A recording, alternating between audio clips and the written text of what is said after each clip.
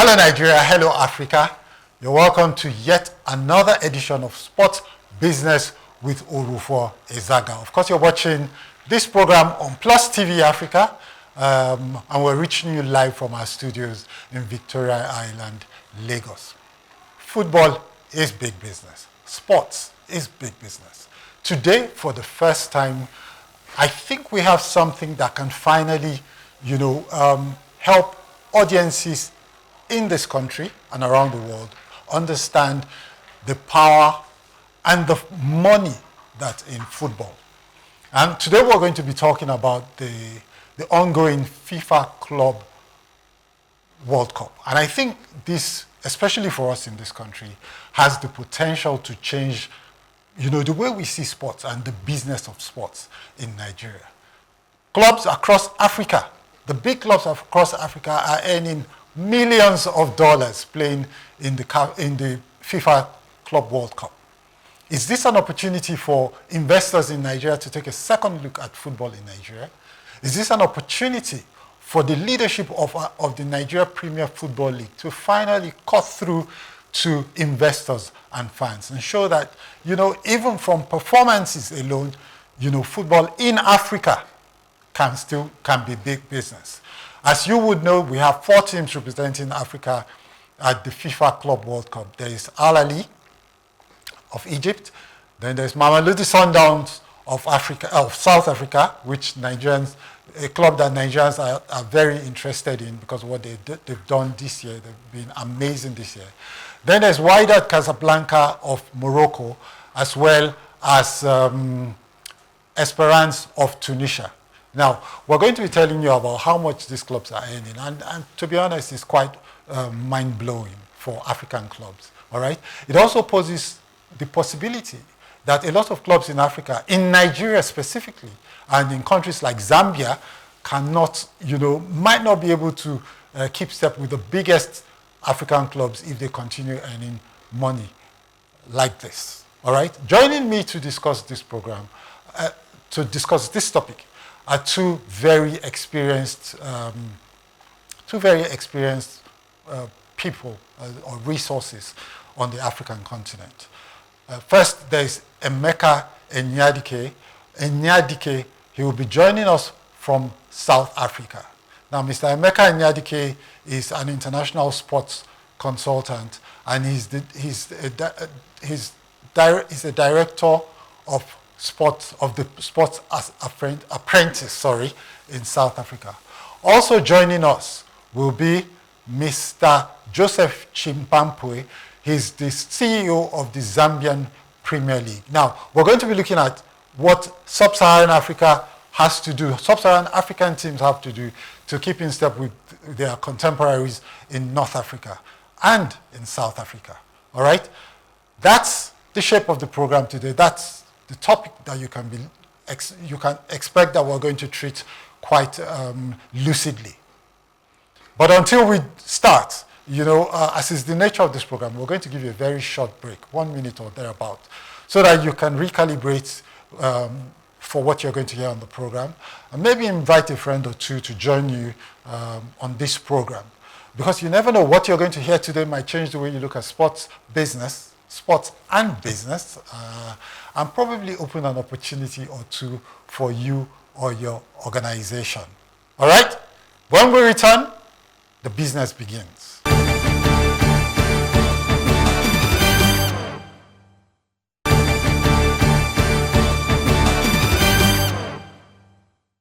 You're welcome back to the program Sports Business with Orufuo Ezaga, and we're reaching you live from this is Plus TV Africa, my friends, and we're reaching you live from our studios in Victoria Island, Lagos. Today we're going to be talking about the ongoing FIFA Club World Cup and what the expected impact would be on club football in Africa, especially south of the Sahara.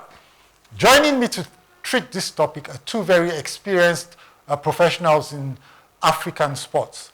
We have Mr. Emeka Enyadike joining from South Africa, and Mr. Joseph Chimpampwe joining from Zambia. Mr. Joseph Chimpampwe is the CEO of the Zambian Premier League.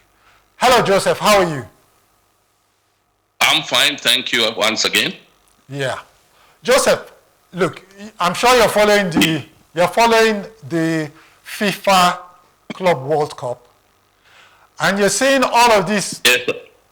Okay, so you're seeing the millions of dollars dancing all over the place, all right? I'm sure you guys in Zambia are very interested in this. I mean, look, we have 4 clubs that have earned, at the very minimum, $9.55 million from this competition. That's a lot of money when they have to go into CAF Champions League next season. What are you guys thinking about this in Zambia? I think it's good for the teams that are there, but on the larger scale, I'll determine that the rich are getting richer and the poor are getting poorer. Reason being that when you look at the clubs that have represented Africa, of course, with good intentions, with no malice, they've ended, but it's good for the 4. But the only problem is that, those that haven't, like our teams, it probably may take quite a while. Like Zambia, we haven't done very well lately. And obviously, to get to such a stage may be a bit difficult. But those are established clubs. They know what it takes, and they'll definitely do whatever it takes to go back. So we are likely to only see a few teams taking part in future. So it's a tall order, so to speak. Yeah. I was actually going to say that this is probably going to cause like a widening gulf between the top teams and the bottom teams. So that's potentially a problem. But for the top teams, in Africa, would we say that there are middle line teams, maybe like the TP Mazembes and the Tanzanian team, Yanga, Simba, yeah. So, how do you think this is going to impact them? Do you think they're going to increase their investments, or they're going to drop down the pecking order? You mean the middle ones? Yeah. I think the middle ones, they are almost there. So I think they will compete. They'll compete more next time, because it was a near miss. So they know what is at stake. So next time around, they'll do everything possible to dislodge those that have gone. I think the middle are closer to the top than to the lower ones. Yes. Yeah, but what about the investors in Zambia, for instance? Do you think you can go to your investors now in Zambia and say, why don't you invest more in our clubs? Because, you can even if you put $5-10 million, there's the possibility that you can earn this money back. Do you think that gives you an opportunity? You think it's far-fetched? I would say yes and no. First and foremost, I think when you look at our current socio-economic, it has to take a very strong value proposition. To them, they look at it mostly from the business point of view rather than corporate social responsibility. Yeah, I don't think from the corporate social responsibility, they're able to put that much money. But again, it's a challenge, especially like to me, who's running the league, to come up with a value proposition. I think I spoke to you earlier today. Yeah. One of the things that we are trying to do is funds engagement. We haven't done so well in that aspect. So if we can start the support with the funds, like if you look at Yanga and Simba, they have huge and massive fan bases, upward 2 million. But you find in our situation, a club is always filling up a stadium. But when you look at the fan base, registered fan base, it's only 100. I mean 100, not even 100,000. Wow. So this is what we are trying to do. There's a partner, I think we spoke earlier in the day, who's trying to come up with, funds engagement. He's developed an app. So we are quite hopeful. Previously, we had teams like Nkana and Power Dynamos who were competing. Nkana lost in 1991 in the final to JS Kabylie. in 1990 actually. Then in 1991, Power Dynamos won what was then the Nelson Mandela Cup. So those are some of the clubs we still feel, with much support from our end, we can get there to the top.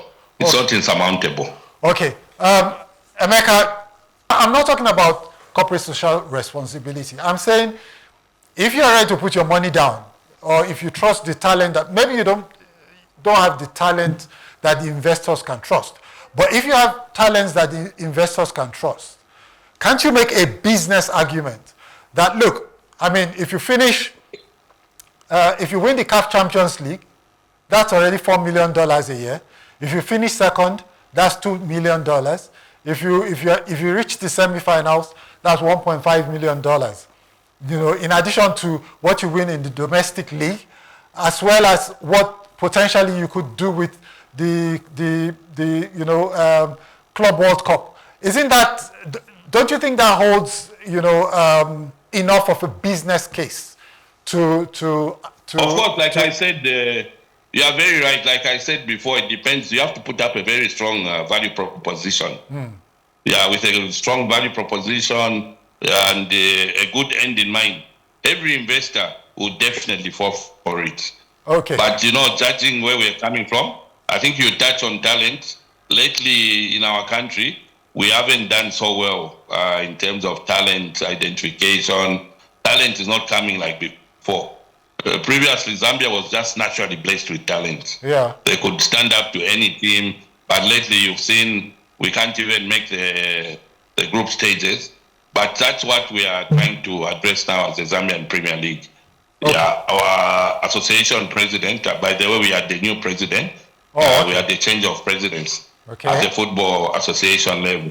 Upon coming, one of the things he said was, we need to support all those clubs that are continental aspirants.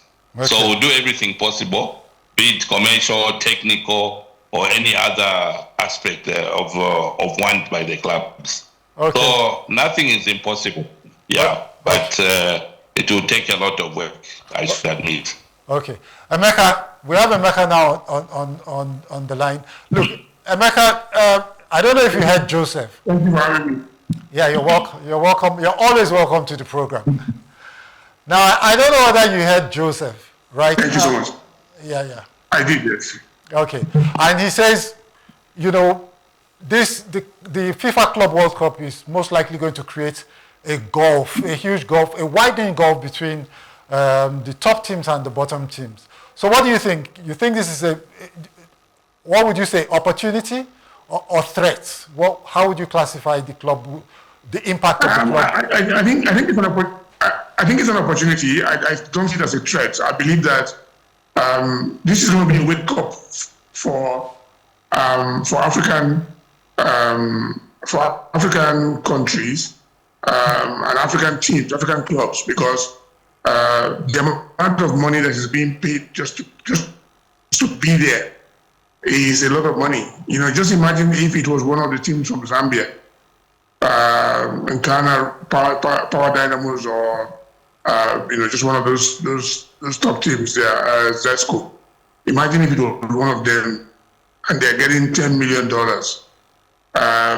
That's a lot of money. That changes the dynamics in terms of what they can do.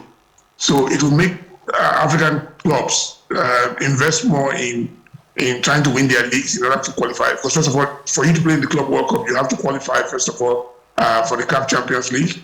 You have to win it, or you have to perform very well to be ranked high enough. So we are at a point where the teams that have qualified are the teams that have been doing very well in recent years. So Mamelodi Sundowns, they lost in the finals this year to Pyramids.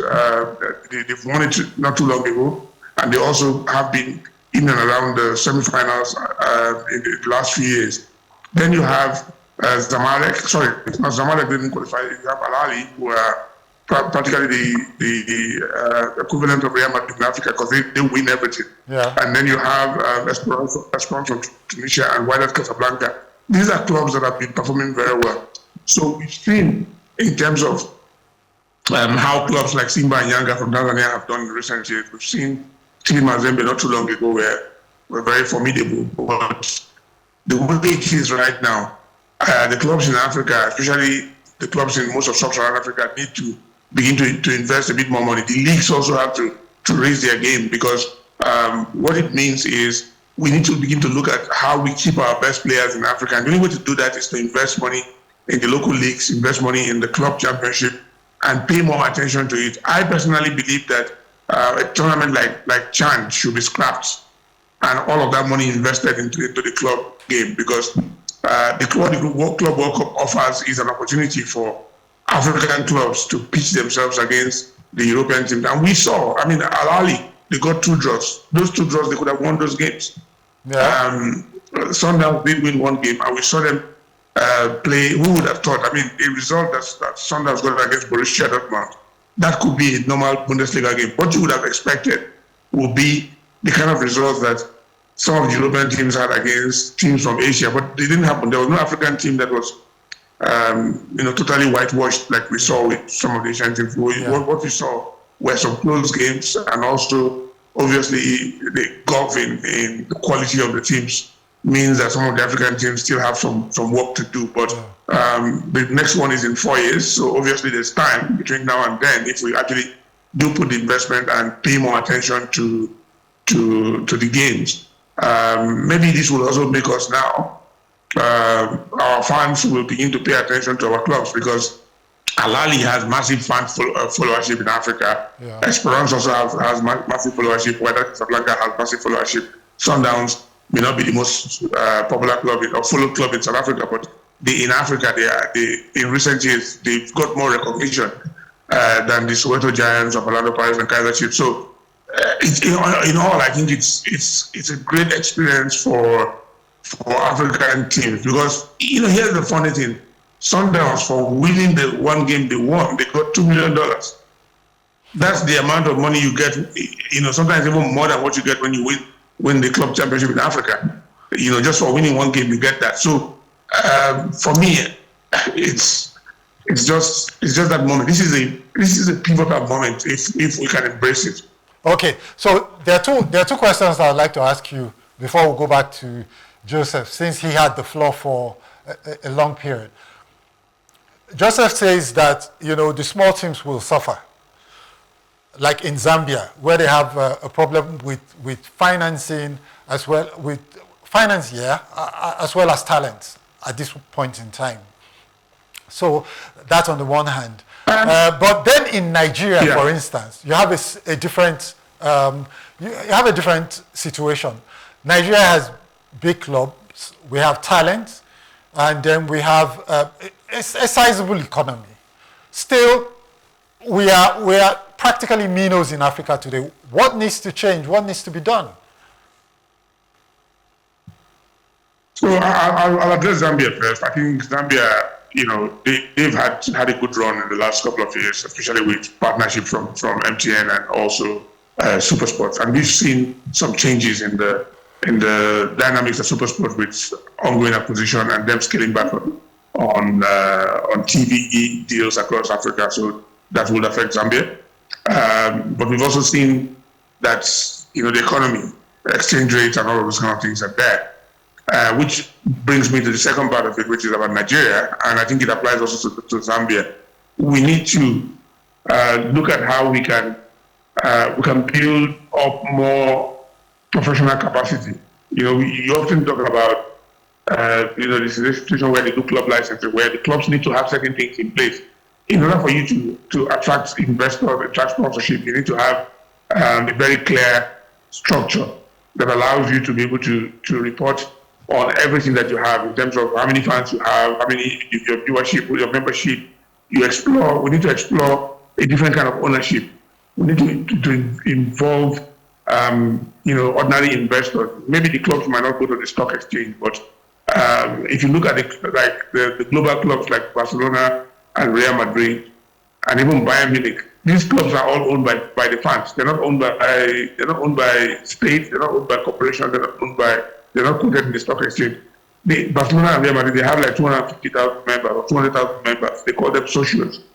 If African clubs can embrace this, where if you have 200,000 members, which is possible because most of the countries we have reasonable population, and so even the big clubs started. If you have 200,000 members, you have 10,000 or 50,000 members, and they are paying a given amount of money. That's one source of revenue, but that also commits them. They will come to your games because they feel like they are part of the ownership of the club. The membership of Real Madrid and Barcelona, they're like club members. They pay their money every year. The club makes profit. The members don't earn dividends because it's not a corporation. All that money is reinvested into the club. So African clubs need to one with the leagues. They need to enforce club licensing to make sure that everything is there. They need to ensure that they have academies. They're producing their players. Our clubs like to export players. Most of the clubs don't report how much money they make from selling players. So African clubs sell players. They have to also find legal advice so that when they sold players to Europe, every time the player is transferred, some money comes back. It's the FIFA solidarity policy is in place where if you sold the player 5 years ago and the player gets transferred, I mean, there are players from Zambia that are playing for big clubs in Europe. How much money of that money goes when they move? People like Parks and Data and all of those players are moving. How much of it is coming back? In Nigeria, it's even more. Unfortunately, a lot of the players going out of Nigeria go out before they even get into the league. But the ones that are sold from the league, they don't support it because there's no governance. The clubs are owned by state government. They don't care. You know, the monies are approved. Just imagine if it was a Nigerian club that was at the Club World Cup and they were earning $10 million. There will be a big fight, a political battle. Except with the governors, with the committee. Except it's Remo Stars and Ikorodu City. I promise you, that would have been the case. Okay, so Joseph, you know, so basically, what would you see as, I know like in Zambia, you've been on this program before, you talk about how you guys are working on corporate governance and, you know, you're working on good strategies to ensure that you deliver value to your partners and your sponsors. Now, you know, I have to confess, used to look at, you know, sports business and the business of football in Africa and in Nigeria, principally from the point of view of, you know, off-pitch activities. So, for instance, what you do, your merchandising, your sponsorships, your partnerships, and all of that. But when it comes, this year, I must confess that I've had a new way of looking at it. Because of the money in the game in Africa now, performance income is rising astronomically. I'd like to call up a slide if my director can help me of how much Sundowns have earned in 2026 alone. All right, they finished from the Club World Cup. They have earned about $11.55 million. They finished second in the CAF Champions League, and they earned $2 million from that. So that's $13.5 million. They finished first in the SA. This is the wrong slide. They finished first in the SA, the PSL, and they got $1.1 million from that. So just from performance alone, Sundowns have earned $14.6 million.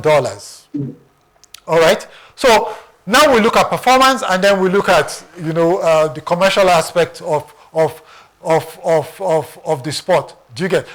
In Zambia, realistically, you know, do you have investors? Do you have the economy to do that? And what sort of club owners do you have in Zambia? Are they government owners, or they are private investors? Majority of the teams are more of government owned. Very few are in private hands. But probably what we need to start looking at is, ideally, from the club licensing point of view, we would want clubs run independently, you know, as businesses. Because that way, even the governance, once you improve the governance structure, it's even easier to attract, sponsorship from multinationals. But I think we are quite hopeful, especially this coming season. I know Emeka spoke about SuperSport having pulled out. We are making great headways. I think soon we should be seeing some positive news, probably even better than where we are before. And also, one of the things that probably we haven't done in terms of scouting is the issue of statistics. Because when you looked at our developed countries, in terms of player scouting, it's easy for players to be scouted. You come and ask me, how many corners were there in your league last season? I'm astounded, I don't know. So we are also trying to fix, from the technical point of view, all the clubs, technically. We want to enhance that aspect. Because once you do that, I think it's about having the right synergy. It's not just about the commercial. It starts also from the technical side of the game. Okay. All right. Okay. So basically, if we look at Zambia now, let me just try and see if you can. Which team is your biggest in Zambia? Well, in terms of fan base, it's in Ghana, followed closely by Power Dynamos. What about performance? Where their home grounds, they are not able to stage matches at Kala Stadium and Dr. Davis. Okay. They have to go to the national stadium. The last match we had, they filled up the stadium, which is like 40,000 fans filled up the stadium. Okay. So that's the extent where we are. Of course, closely coming behind traditional teams like Mfulira Wanderers as well, where Kalusha Warriors, Charles and Saunders played. All their home matches, you find that for some reason last season, attendance went up. There was also one team, unfortunately, they just came and got relegated. They are called Atletico Lusaka. Previously, they were called Barca Academy. They had an agreement with Barca, even the kind of play, tiki-taka. Okay. So, and they are very useful, an average age of 21. They just lit up the league. Their playing style was just awesome. But I think down the line, inexperience cost them. They were relegated on the final day, but their games were always filled up. So it made us realize that, you see, if we can go the youth side, fans, they enjoy it. Their things are useful because they know this is the future, rather than just the older guys. Yeah. Okay. So I think it's kind of a mixed breed. It's more of hybrid. I prefer us looking at the hybrid kind of arrangement. Okay. All right. We're going to take a short break now. Thank you for all of your contributions so far. We'll take a short break now, and when we return, the business continues. Don't go away.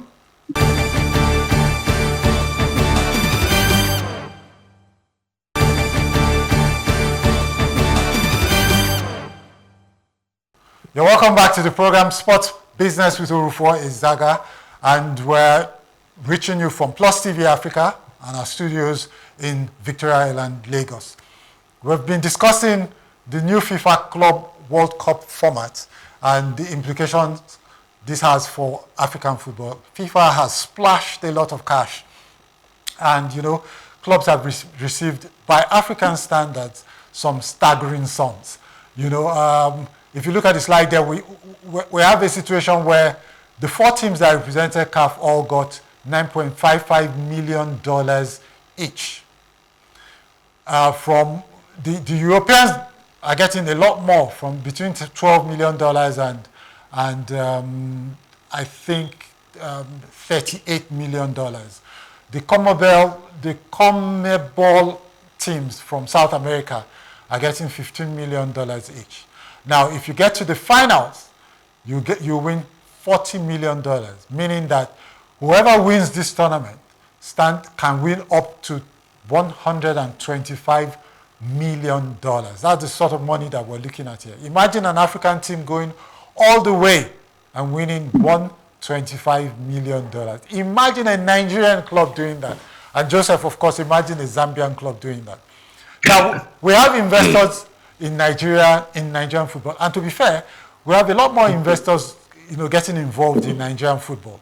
All right. Right now in the MPFL, we have Mr. Kunle Shonamen, who is most probably the most established sports investor in Nigeria today. He's the owner of Remo Stars, who are the champions of Nigeria. We have Doherty, who is club chairman for Ikorodu City, who is the owner of Ikorodu City. We have Shola Akinlade, who is the owner of Sporting Lagos. These are guys who are investing a lot of money in football. So now to you, Emeka, looking at what Sundowns are doing, what Al Ahly are doing, how do you think Nigerian club sides and investors can muscle in on Africa at this point in time?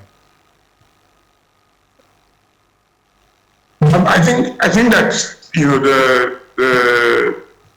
if they are watching this tournament, all they need to do is convert the amount of money that Sundowns and the other clubs are getting in order for them to see. Just remember that England took part in the one edition of the Africa Football League, and they got up to $1 million. Yeah.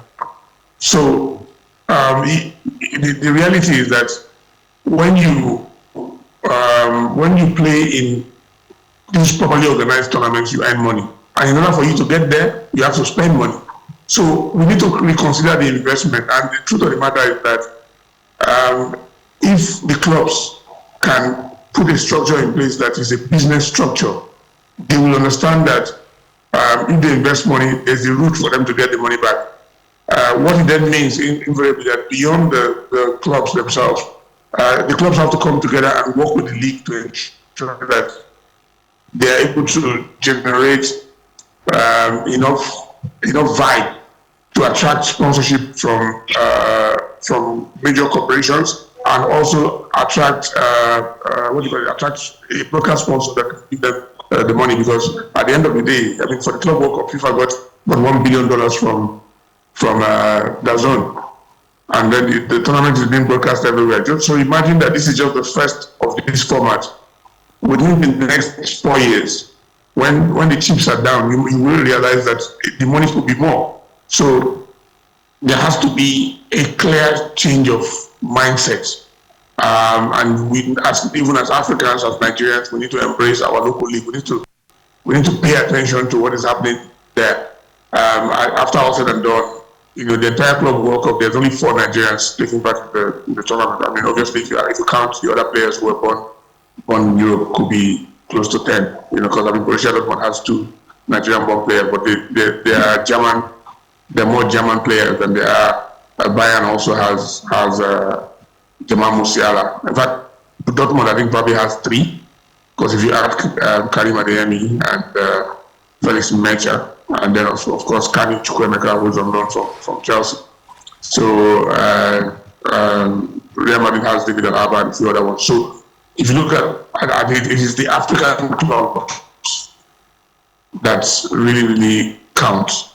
So we need to have that mindset shift. Okay, I'll tell you where I got some sort of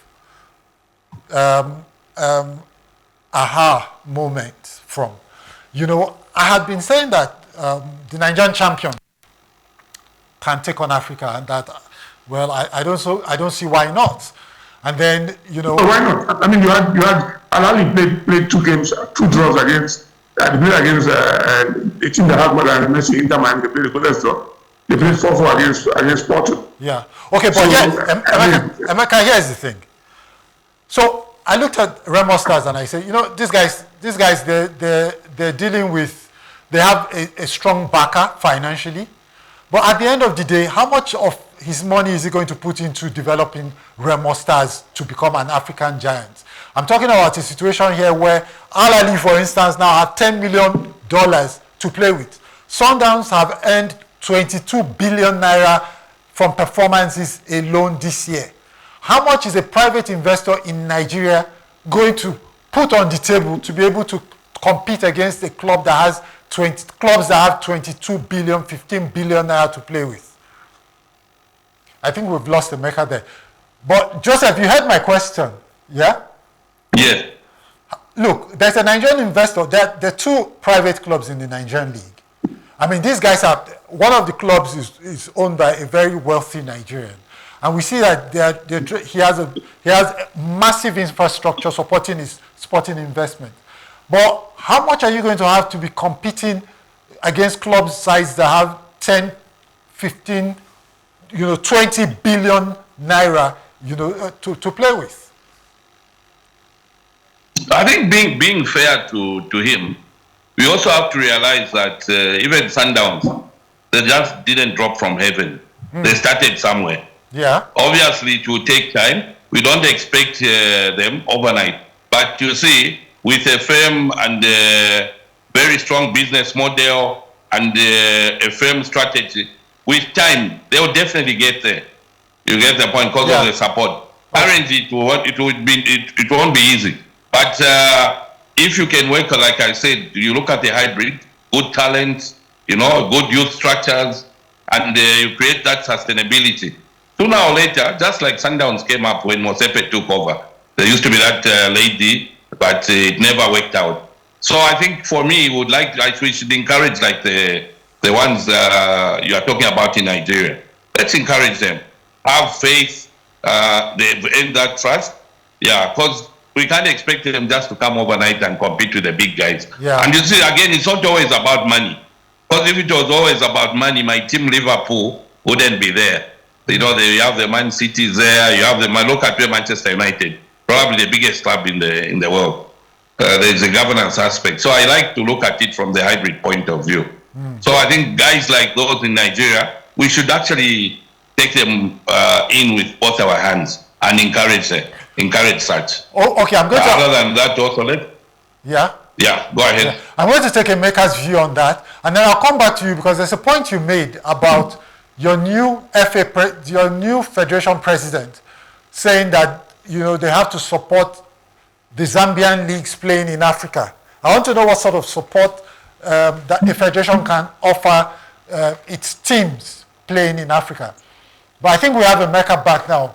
Emeka, did you hear my question to you? Yes, I did. Okay, so please, your take on that. What's the federation can offer the clubs when they play in Africa? I think that sometimes you have to look at Europe, for instance. What do the federations offer the clubs? The leagues in Africa, sometimes the problem we have is that the FAs don't want to let go. They are controlled by the league. For a long time, sorry, Emeka. Sorry, Emeka. Hang on, Emeka. Hang on. The question I actually want you to address that I wanted to know whether you heard was the one before you went off, where I was talking about the Nigerian champions. How can they? I mean, they have a very wealthy backer. But how wealthy are you going to be as a football investor in Nigeria to compete against clubs like Sundowns that have war chest of about 15 billion naira? Well, look, the reality is that Sundowns are owned by other, before he became CAF president, even though he's kind of stepped down, separated from Sundowns.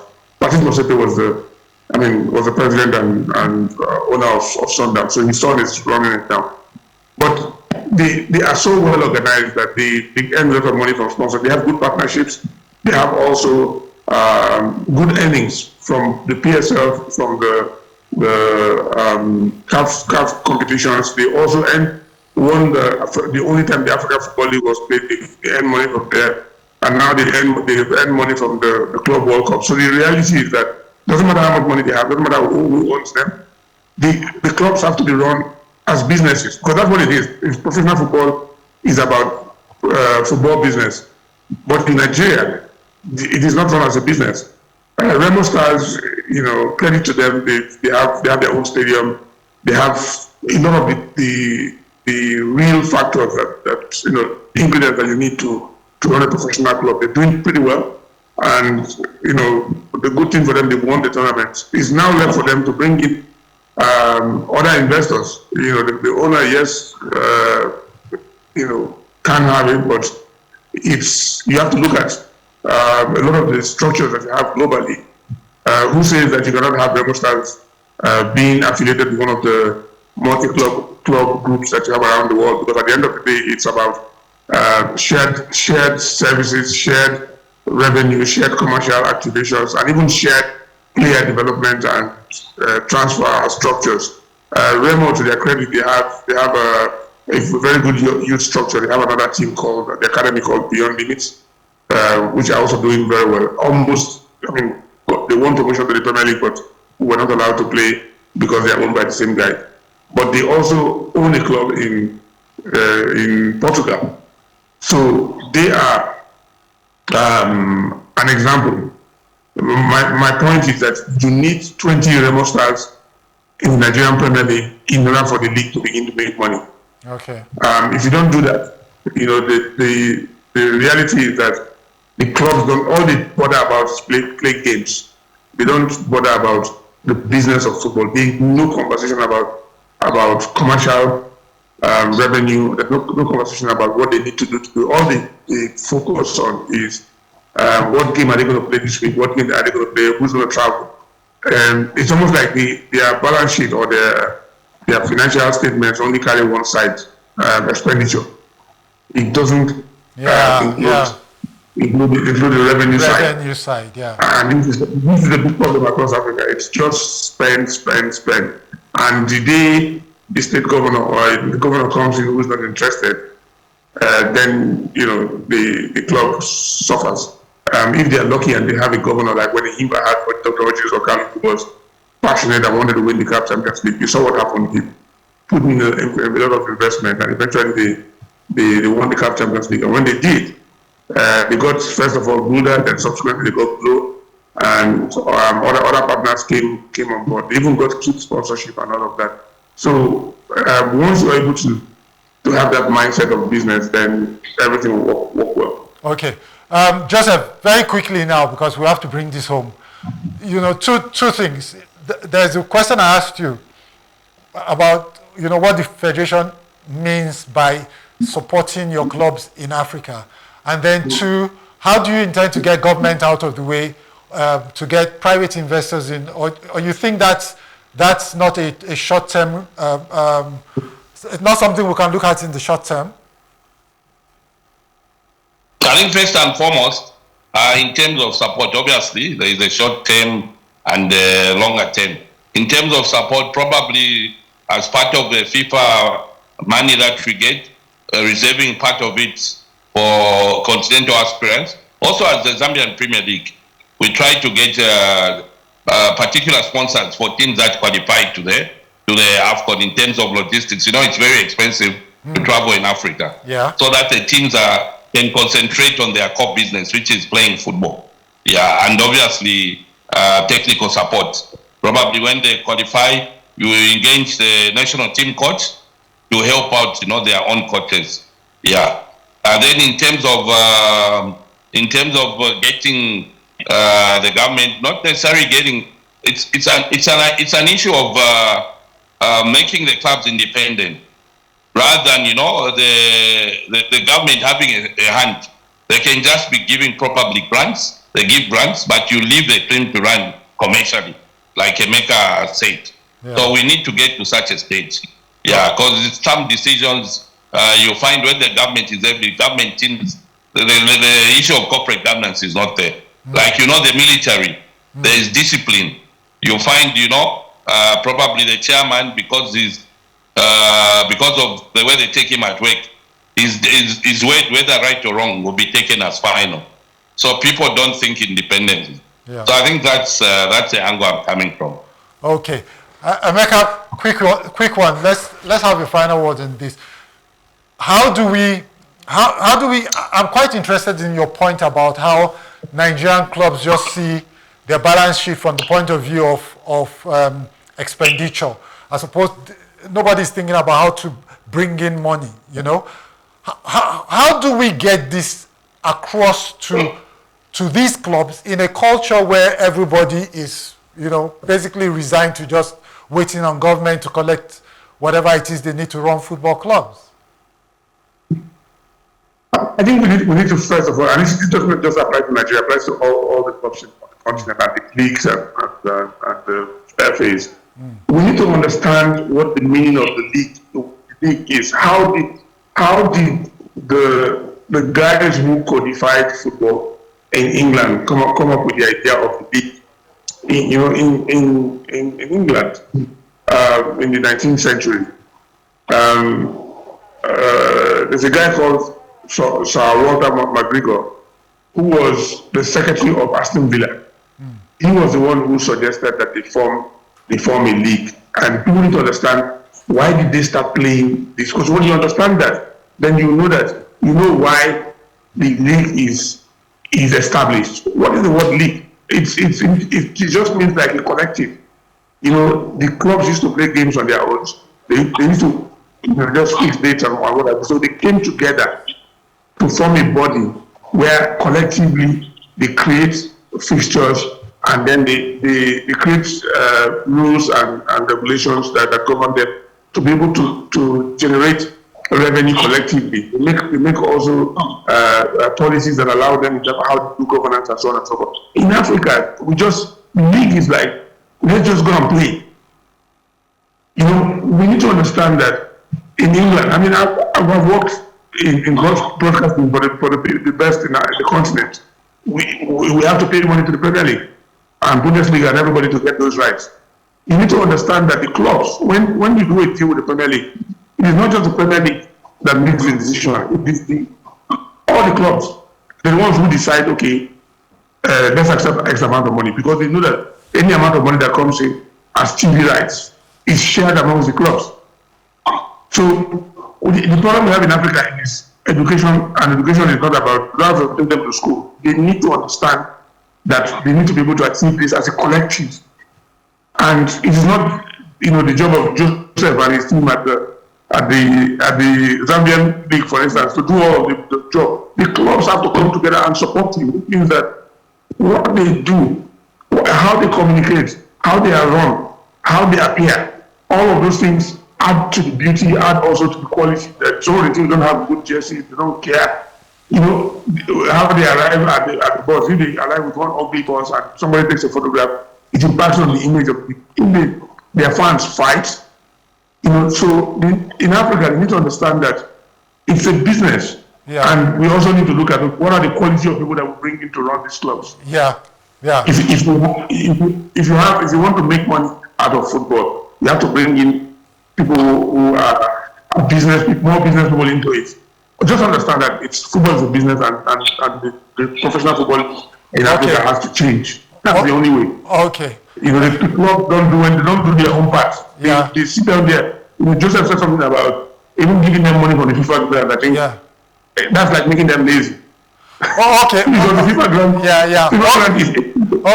is not even enough for development. Yeah. Okay. At the grassroots level. Okay, Emeka, thank you very much for making the program. You know how it is, Emeka, in this industry. My director wants to chew off my head. And my producer, wants to chew off my head. Thank you very much, Joseph, for making the program yet again. You're always good sport, and I truly appreciate you for that.